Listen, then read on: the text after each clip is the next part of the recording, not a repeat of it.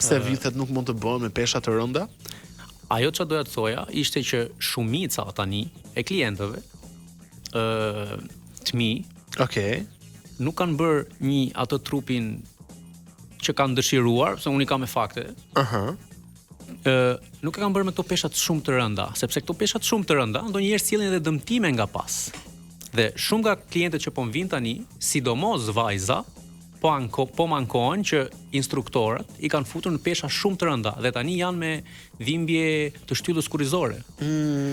Do me thënë, ti nuk ke deklarata ime ishte kjo, ti nuk ke pse stërvitesh një peshë shumë të madhe, le ta marrim konkretisht një peshë 100 kg për vite, ti mund ta ulësh atë në 70 kg dhe mund të bësh më shumë përsëritje dhe ke efekt akoma edhe më të mirë, sepse po thoja që trupi lower body, pjesa poshtë e trupit funksionon shumë ndryshe nga pjesa lart.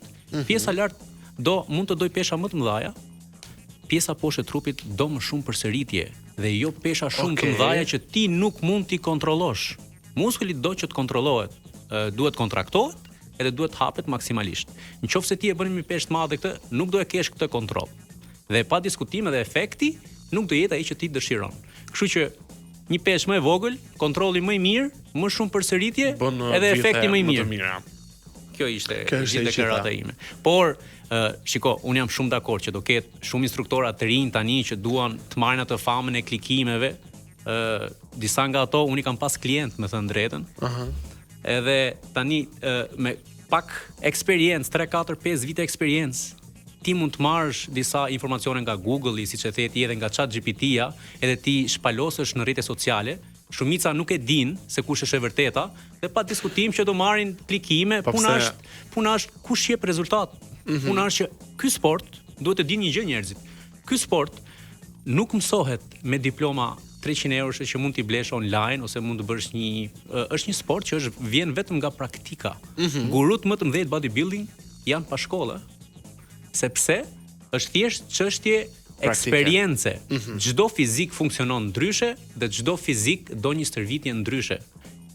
Aq më tepër edhe te ushqimi, që është pjesa më e rëndësishme e këtij sporti.